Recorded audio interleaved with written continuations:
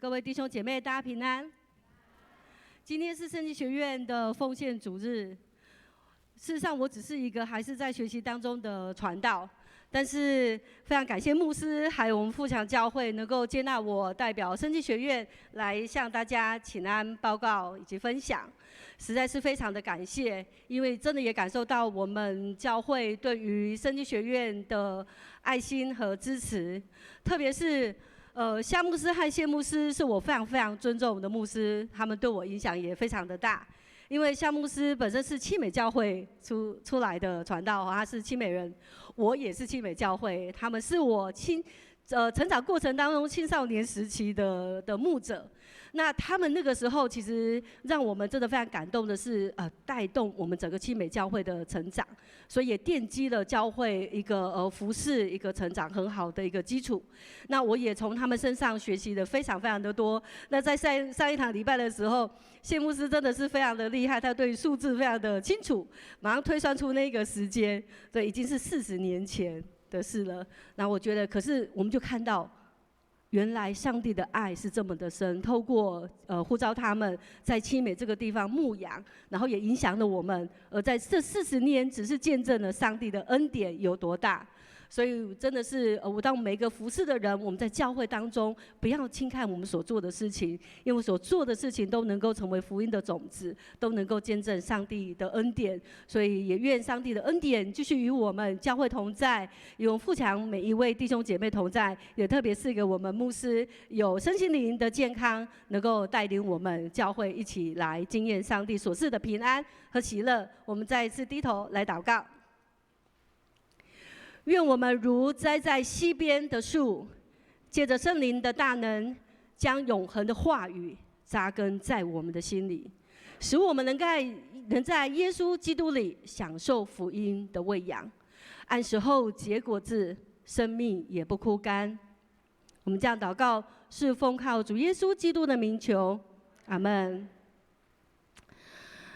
有一首古老的诗歌，歌词是这样子说：我正航行，我正航行，我正航向远方的家乡，横越大海，穿过暴风雨。确实，就像歌词所描述的，我们的生命就像一艘船，航行在人生的旅程。有时候在这个旅程当中，我们会遇到惊涛骇浪，有时候是平静安稳。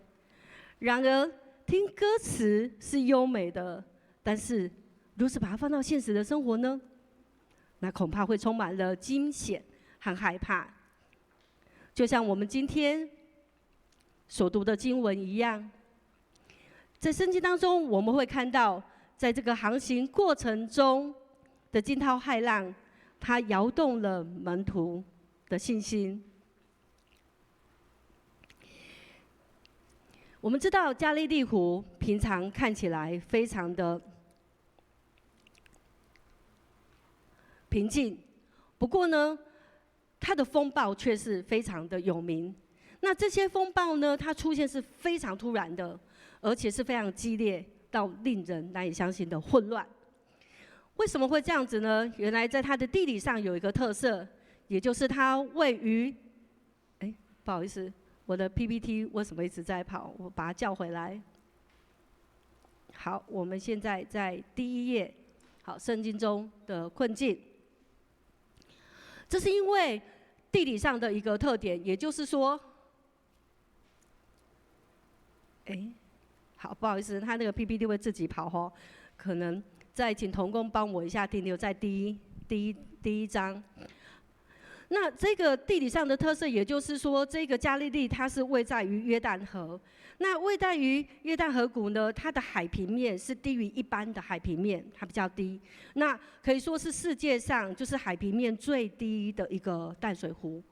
那它四面环山，还有呢，就是它有非常多的峡谷。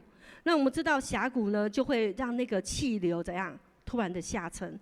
那下沉的时候，吹在这个湖面上，就会引起狂风巨浪，就会形成的惊涛骇浪。而这样的惊涛骇浪是没有办法去预知的。那就像我们有没有经过那个大下风？那个大楼风一吹来的时候，是那个瞬间的力量是非常大的。所以就像这样子，在加利利湖也是如此。那有个圣经学者叫赖特，这个赖特他就分析说，我们知道说，除了有些犹太人有些人是捕鱼的，可是呢，即便有些人是以捕鱼为生，但是基本上犹太人他们不是一个航海的民族。那从他们的文化当中，他们如何来理解这样子的一个湖水的现象呢？他们把它认为说，这是一个象征邪恶的黑暗力量。然后呢，它威胁着上帝的创造，也威胁了上帝的子民以及上帝的旨意跟计划。那所以我们就会看到说，在马可福音当中，其实常常都会描述海中是有什么怪物的。所以从这里我们就可以理解，耶稣带着这些门徒要穿越这个加利利湖的时候，其实已经是一种挑战了。当耶稣对门徒说：“我们渡到对岸去，我们渡到对岸去。”这个对岸是什么呢？这个对岸其实住的就是外邦人，住的就是不是犹太人，所以对这些门徒来说是一个什么？是一个未知的行动哦，是一个他们所不知道的行动。不仅如此，在这个航行的过程当中呢，原本平静的这个湖面，在一阵阵风吹的时候，突然就怎样？激起了一阵阵的巨浪，打进了船里面，也就是传说中那个风暴竟然出现了。哇，这是一个非常非常困难的时刻，因为呢，这边的用词，这个动词的变化，其实就跟旧约的约拿书所描述的那样子的一个惊涛骇浪，其实用的是相同的一个词语。也就是说，在这样子一个惊涛骇浪当中，这些门徒的心是怎样？非常非常的混乱跟恐惧的。虽然我们知道说这些门徒里面有人是什么？是渔夫，对不对？好，耶稣也呼召了渔夫，好像彼得来跟随他。所以他们应该是非常非常的专业，也就是说，在这个处理这些风浪或者是开船，照理来说应该是非常专业的。可是，其实即便是面对加利利湖这样子的一个突然的风暴，这样的一个惊涛骇浪，对他们来说也是什么？已经不是他们能够去控制的了。对，所以已经超越他们的力量。而且还记得我刚刚说的吗？对他们来说，这不是只是一个风暴哦，这还意味着一个黑暗势力对于上帝子民的一个挑战。所以我们看到门徒在这些惊涛骇浪中的表现是什么？非常的惊慌，非常的惊恐，非常的害怕。可是耶稣在睡觉。当这些门徒他们已经用尽了很多的人的方法，甚至是非常的已经用尽了所有的一切的一个专业知识之后，可是呢，耶稣竟然在睡觉。所以门徒就生气了，说：“我们都快没命了，你不管吗？”这是确实是这样。如果当我们都经历的时候，我们也会怀疑，到底上帝的旨意是什么？上帝的旨意是什么？难道门徒他们已经面临这种生死关头，耶稣却不在意，他们就要淹死了吗？其实我们会发现一件非常有趣的事情：门徒要上船之前，他们在哪里呀？他们在上船之前，是不是在岸边听耶稣说什么？听耶稣说撒种的比喻，对不对？要结实30倍、60倍、100倍。在平静无浪的那个岸上，要听耶稣的话，是不是容易的？可是要在惊涛骇浪中还相信耶稣的话，哇，这个恐怕是充满了困难和挑战。那在4章40节呢，这一段经文，有的翻译说：“你们没信心吗？”其实这样的一个翻译，它没有办法精准的去抓到那个时间的意义。像今天的和合本翻译是什么？你们还没有信心吗？这个还或者以后翻译成仍然没有信心，这个就比较好一点，比较抓到那个时间，对不对？可能之前有，或者在进行当中，可是到现在，怎么还没有呢？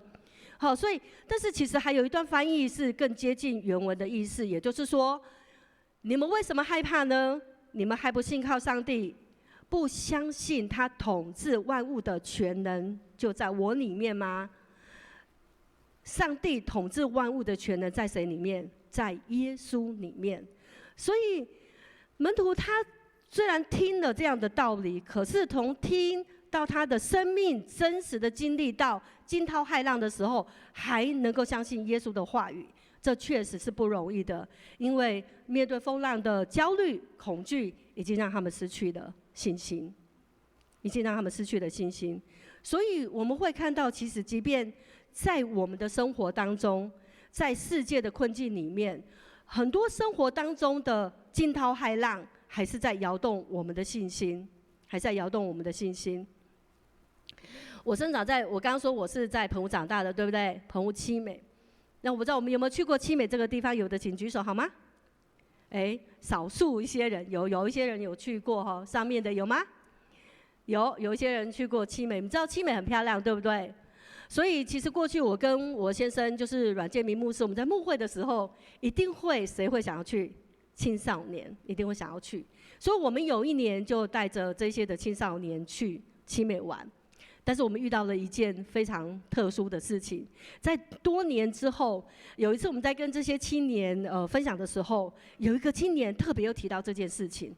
为什么特别提到？原来我们那一年去的时候，本来天气是非常的好，可是七美夏天哦，也是一样，风一吹起来的时候呢，哇，就会卷起的惊涛骇浪，然后呢，飞机不开，船也这样，船也不开，所以我们这些青年人就被困在了七美岛上面。可是呢，我们有些孩子需要回来台湾本岛做暑期辅导，所以怎么办呢？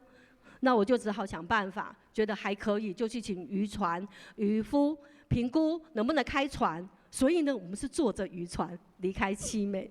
那你就想象在那个船上是怎么样的一个惊涛骇浪，那个船的浪非常的大，然后呢打过这一个船身，所以你就发现这些小孩子们，都市的孩子们真的没看过这么大的一个浪，而且船呢摇来摇去，抓都抓不稳，有的吐，有的怎样，有的脸色发青，所以这个青年就说，当时我们回来，他没有讲什么。在多年之后，他就说，其实他当时心里非常非常的害怕，甚至会想说，妈会不会没有办法再看到你了？就是会害怕，是不是真的还能够平安的回到岸上？所以，但是很有趣，他虽然回忆起这件事情，感觉到当时是非常害怕，甚至觉得有可能会回不了家，但是他同时又说，谢谢牧师，让我们有机会去经历到像彼得他们这样子，这些门徒在这个船上遇到风浪的经验。但是这样的经验不是只是一个航行的经验而已，事实上在我们基督徒的生活当中，在我们人生的旅程当中，当我们在过程当中，我们不是一帆风顺，我们还是会充满着许多突然发生的这种惊涛骇浪的状况。比如说我们从群体来看好了，我们比较熟悉的是过去3年的疫情，对我们来说是不是一个惊涛骇浪？虽然这个惊涛骇浪看似已经比较减缓了，但是它也还没有过去。不仅仅是如此，当我来到台南的时候，我也知道我们现在正面临着什么样的惊涛骇浪，登革热的一个挑战。那不仅仅是如此，我们也看到世界上有许多战争的挑战，像惊涛骇浪一样。那也像我们最近圣经学院，我们有开了一个牧者高峰会。我们在高峰会里面在讨论什么？讨论 AI 人工智慧，讨论这些的。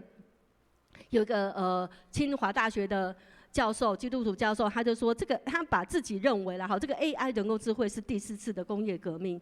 那我们基督徒要怎么样去面对这样子的一个新的科技的一个进步？那跟我们的信仰有什么样的一个关联？那我们知道说，其实最近很夯的，比如说是什么 ChatGPT， 我不知道我们当中有人使用吗 ？ChatGPT，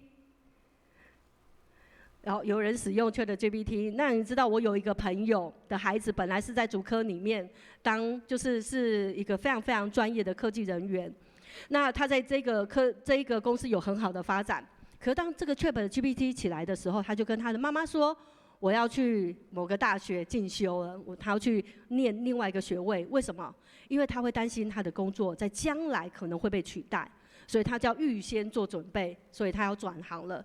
所以我们会发现说，这样子的一个科技的发展，也会有人担心被影响。好，那可是也有人认为不用怕，反而就是去面对它。为什么呢？因为确实，不论外在的环境多么的困难，不论是时代过去新的科技的发展，我们的福音会遇到许多惊涛骇浪的挑战。然而，我们作为一个传福音的使者，我们预备好的是什么？我们预备好的是什么？在这样的状况之下，我们要如何去聆听上帝的话语对我们的困境，对我们在惊涛骇浪当中要说什么呢？有时候会不会信仰是信仰，生活是生活，挑战是挑战？然而呢，这样子的挑战跟福音之间的关系，那个距离好像是遥远的。我记得有一次我接受教会的专题，那次的专题它的主题是设定在如何去面对冲突，因为我们知道每个人都生活在冲突当中，不管是个人的、在家庭、在信仰群体，甚至整个社会、整个世界，那他们就非常想要去多了解如何去面对冲突。可是非常有趣的是，邀请我的教会这一个会有特别提醒我说，传道，你来的时候，他们叫我老师哦，因为我平常都会去做一些教导的功课。那他们就说，他们想要听的是专业的分析，所以呢，这个内容呢，可以不用以经文为主，好，就不一定要讲圣经。那我就请主办的这个负责人说，请他放心，然后也放手让我试试看。那我当天呢，我是讲冲突这个专题，然而我还是把它放在信仰，也就是圣经当中来看。为什么呢？因为其实当我们回头看圣经的时候啊，圣经就是最好的例子，以及给我们最好的答案。就像我们今天唱的诗歌一样，耶稣是一切的答案，一切问题的答案。怎么说呢？耶稣自己本身就是一个活在冲突当中，又在面对冲突的人。耶稣还没出生就已经遇到了什么样的冲突？童女怀孕是不是一个冲突？对吧？对玛利亚、对约瑟来说是一个灵性信仰上的冲突。还有呢，当耶稣上圣殿的时候，他跟那些经学教师在圣殿里面，就是讲这些的信仰的问题，讲到都怎样，忘了要回家了，所以也形成了亲子之间的冲突。那也不仅仅是如此，耶稣的服事过程有没有来自门徒的冲突？有吧？就有人想要坐大位，对不对？要做官、做高位，甚至耶稣自己都有面临到他自己呼召上面、使命上面的冲突，记得吗？在客西马尼园，耶稣跟上帝之间那样子一个内在的冲突。可是呢，弟兄姐妹，我们有没有发现一件事情？这些冲突都成了什么？灵性转化的机会，都成了灵性成长的一个机会。也就是说，信仰这些的话语，它不仅仅是一个理性而已，它也在我们生命的一个冲突，在我们生命的惊涛骇浪当中，它可以成为我们的帮助，带来一个方向，让我们可以去面对我们的问题。所以信仰不是一个什么身份传承，好像身份可以给谁，并不是。信仰也不是一种理性的认知，对于信心，它更不是一个抽象的概念或者是口号。那圣经的话语也不是在我们生命遇到困境的时候，好像默默的跟我们没有关系，并不是。而是我们要怎么样去学习，我们对神的话语有更多的认识，以至于我们在遇到惊涛骇浪的时候，这些的话语能够成为我们的信心，成为我们面对这些困难的答案呢？接下来我们就要看到圣经的福音是什么？圣经的福音也就是耶稣基督的话语，它能够成为平静风浪的来源。我们回头来看经文，在惊涛骇浪中被吵醒的耶稣，他做了什么事啊？不好意思，我没有用那个 PPT， 是因为我发现这个 PPT 它好像会自动播放。好，所以我们现在已经是进到了第3点。好，圣经的福音，也就是耶稣基督的话语，是成为平静惊涛骇浪的来源。因为我们看到，在惊涛骇浪中被吵醒的耶稣，他会怎么样？他做2件事情，对不对？第一件事情，他就是对这个惊涛骇浪说话。他站在这个船上，用了2句命令的话来说什么呢？静下来，停止。整个风浪就停止了。那我们今天读的和合本里面，它翻译的是什么？住了吧，静了吧。但是呢，其实还有一个近代的翻译比较传神哦，它能够把这样子一个那个话语的力量给表达出来。这个翻译是说：别吵，平静下来；别吵，平静下来。确实，因为这个别吵，平静下来，就说不要出声。事实上，这一句话就跟耶稣他在赶鬼的时候所用的话是一样的。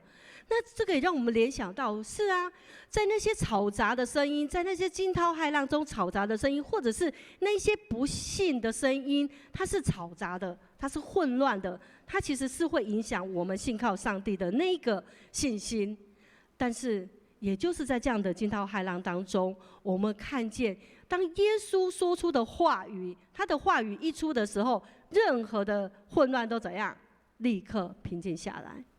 立刻平静下来，所以我们会看到耶稣基督的话语是世界永恒的根基，所以他的话语也像船锚一样，在这个暴风雨当中，这个惊涛骇浪当中，它成了平静这一个海水的力量。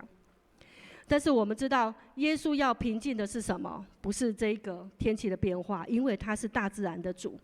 他事实上透过这个惊涛骇浪，他让门徒重新认识他是谁？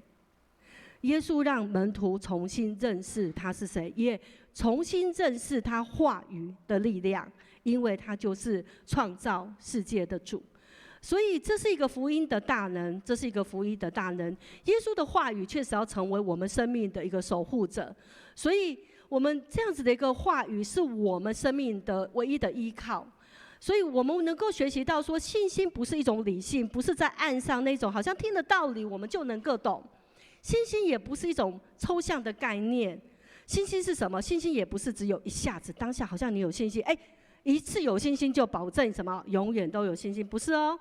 信心是要一次又一次的产生，一次又一次在上帝的话语当中，在我们持续的默想灵修当中，在我们一次一次的祷告当中，被圣灵激发，重新带来那样子的一个信心。所以信心是什么？是一种 ing， 是一种持续进行的。所以它不是怎样，我好像可以把信心拿起来放，或把它放在我的心里，它就永远一次有效。不是，信心它是一种持续的过程当中。所以我们看到耶稣为什么对门徒这样子问呢？你们还没有信心吗？因为有时候可能门徒认为自己已经怎样，哇，我已经跟随耶稣，日夜都跟随，对不对？一路跟随耶稣，应该对于真理是认识非常透彻了。可是呢，我们会发现，往往这样子的一个认识还怎样，还不够，还需要被扩充，还需要被经验。所以在人生的旅程当中，这样子的话语所带来的那种信心，是要持续不断的去经验的，持续不断经验。所以我们就看到很奇妙的事情。很奇妙的事情，就像冲突也成为灵性的转化。我们看到从门徒跟耶稣的身上，我们看到惊涛骇浪中的恐惧，也变成了什么？变成了门徒灵性成长的时刻。所以很有趣哦，门徒其实在这段经文当中有2次提到他们惊惶，他们恐惧。可是这2次是不一样的。当第一次遇到风浪的时候的那一种的恐惧，跟他们看到耶稣的话语平静风浪之后的恐惧不一样在哪里呢？因为当他们说这到底是谁啊？连风浪都听从他，这样子的一个话，若是我们用原文来看，其实这样子是在意味着他们在他们的风暴当中，在他们的惊涛骇浪当中，他们看到了上帝的启示，就在耶稣基督的身上。耶稣基督就是那个好消息，他能够带来生命，他能够在惊涛骇浪中带来平静安稳的力量。所以上帝是掌管世界的主，我们的主是掌管世界的主，也透过世界的一切，我们成为我们认识上帝力量的地方。所以对我们来说，重要的是什么？我们对上帝的信心有多大？我们对上帝的信心有多大？我们让上帝的话语在我们的生命当中所产生的信心有多大？这就是我们在惊涛骇浪当中能够平静的来源。圣经的话语、福音的力量，要成为我们信心的来源。所以，这是我们透过今天的经文能够去看到的。在对世界来说，福音是什么？就是耶稣基督的话语能够平静我们的生命当中的惊涛骇浪。耶稣基督的话语能够平静我们生命当中的惊涛骇浪。福音的方式不仅仅是用说的，更重要是在困难的时候活出来。上帝的话语如何在我们的生命当中，那在我们脆弱的时候，就会表现出这个话语的力量，了解吗？上帝的话语在我们生命当中是如何，那我们在软弱的时候，就能够活出这个话语的力量。而上帝的话语就是我们平静惊涛骇浪信心的来源。所以，亲爱的弟兄姐妹，如果我们个人正处于这样子惊涛骇浪的时刻，那就问问自己一个很重要的问题：你有没有失去对耶稣的信心？你在哪里失去对耶稣的信心？那就从那个地方找回你对上帝的信心。而话语就是你找回信心最好的来源。也许我们不仅仅是个人，也包括在这个世界当中，我们也遇到了很多的惊涛骇浪。也许我们会祈祷，也许我们会感觉到无助，感觉到无力。然而，在这样的一个惊涛骇浪当中，我们不要怀疑上帝的话语对我们生命的应许，因为上帝要在我们的惊涛骇浪当中与我们同在。他的福音，他的好消息，要带给我们盼望。我们当中会遇到许多像战争的威胁，像现在遇到自然的危机，遇到经济的压力，工作上面的不容易，还有很多信仰群体的问题，人跟人之间敏感的冲突。但是我们都能够在耶稣基督里得到那个真正的平静和安稳。上帝不是与我们没有关系，圣经的话语不是与我们的生命没有关系，而是我们需要更多去经历到上帝话语的大能。所以藉由这样子的一个话能来带给我们信心。就像圣经学院，其实过去这几年也是在不同的惊涛骇浪当中，也包含了疫情，包含了科技，包含了许多时代的变化所带来的挑战。借由这样子的一个话能来带给我们的过程当中，我们唯有圣经学院其实来依靠上帝。过去这几年，所以呢，在这样的过程当中，不同的惊涛骇浪当中，也包含了疫情，包含了科技，包含了许多他在圣经学院，他也不停的在寻找上帝所给的意象。所以，因为圣经学院过去是以教育作为一个意向来成立，所以即便现在没有就是固定的学生的招生，但是我们仍然延续的这样子一个基督教教育的意向。所以我们其实每一学期都会开很多的课程，给谁？第一个，首先是给我们的传道人，给牧者，因为我们发现牧者也需要怎样？不断的双修。双修是什么？就是需要灵修，需要退下来休息，让他的身心灵重新得力。那不仅仅是如此，也还需要进修，因为我们知道时代一直在改变，有许多新的理论、新的实践的方法需要学习，所以我们就是推动这样子一个牧者的在职进修。那除了这个以外呢，我们也推动了很多的课程，其实是以灵修为主为核心，也就是说，不管是牧者的一个灵性的工作坊，或者是说平信徒的一个灵命造就的工作坊，我们开了很多的这个课程。因为我们知道说灵修神学其实是在过去这30年在西方兴起的一个新的学科，那是一个很重要的神学，也是一个很重要的一个实践。那因为很多人开始发现说，这个信仰不只是一个理性的认知而已，更是一种生命、心灵深度跟神的一个会遇。它不仅仅是在我们的理性，更是我们生命全人在经验的。所以透过这样的一个灵修，透过默想，透过更多的一个灵性的操练，能够帮助我们真实的去经验到上帝话语。所以不仅仅是如此，我们还包括我们一般都说真善美，对不对？可是很多时候我们就谈真谈善，却没有谈什么美。在我们的信仰群体里面，我们谈很多真，谈很多的善，却少了这个美。可是讲到这个美学的时候，其实我来到富强教会，其实我是很被感动。为什么？因为在我们的建筑里面，已经把那个美学的部分给呈现了出来。这也就是说，其实在当代我们基督徒在经验灵性的时候，其实美学也是帮助我们可以去经验到什么？经验到神，经验到神。所以说，这个也是我们在圣经学院这几年来一直在推动的，包括了今年我们设计的一个博览会，叫做重返福音现场的基督教博览会，这是第1届哈。那为什么会去办这样子的一个博览会？最主要是我们要重新去思考福音在哪里，而福音过去的宣教士他们是怎么传福音的？那在台湾最早的福音是怎么样进行的？所以我们回顾最早从荷兰时期，一直到什么，在南部的宣教到北部的宣教，一直到近代。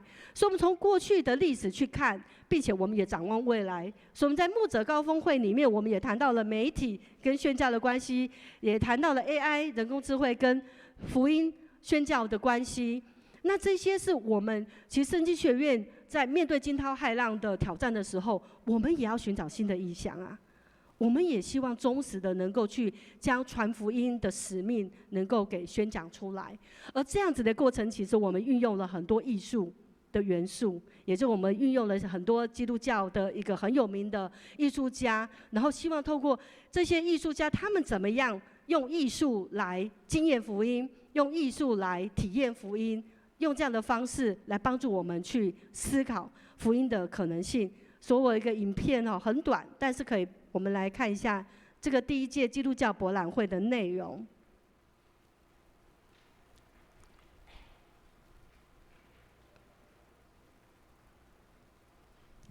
谢谢同工。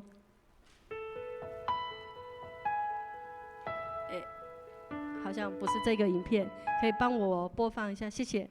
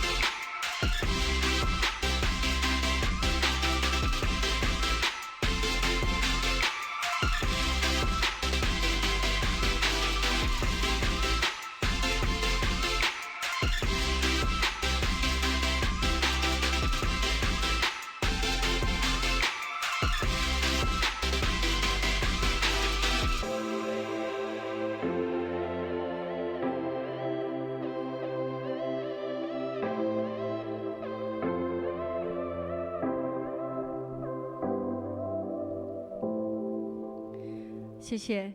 其实事实上，我们也看到，就是今天透过我来到富强教会，看到我们教会也发挥了非常多破框的思考，用创意的、用非常中心的方式，在做门徒训练以及传扬福音。所以这是一个时代中心的福音宣扬的福音使者。而圣经学院也是一样，也期待圣经学院本身也能够在这个时代成为一个福音的使者，是中心的去把这样的一个福音能够传讲出来。那希望上帝的福音在这个时代能够继续被看见，因为我们活在世界的惊涛骇浪当中，我们的焦点不是在人的身上，我们的焦点也不是在这些的困境上面，我们的焦点应该在那个创造的耶稣基督的话语的大能之上。所以弟兄姐妹，我们都是寻道者，我们都是追寻真理、追寻道理的人，希望这些话语都能够成为我们生命当中平静惊涛骇浪那个信心的来源。让我们一起低头来祷告。是的，阿爸父，我们谢谢你，谢谢你在我们的生命面对惊涛骇浪的时候，这个时候也是我们能够通往耶稣基督大能话语的时刻，因为我们相信主的话语必然带来生命的转化，带来生命的拯救。而我们需要的就是信靠你，跟随你，衷心的在这个世代能够成为福音的见证者。主，我们也恳求你，你也怜悯我们这个世代，不管我们的邻舍，不管我们的台湾，不管我们的世界所发生的这些惊涛骇浪，我们都相信主你是掌权的。主，你的恩典必要成为我们的拯救，成为我们的帮助。我们相信，当我们看到的时候，我们知道主你必然掌权，你必然在这些的惊涛骇浪当中掌权。主，就恳求你，让我们有这样的信心，将我们与你紧紧的拴在一起。我们这样子的祷告，都是奉靠主耶稣基督的名求，阿们。我们一起。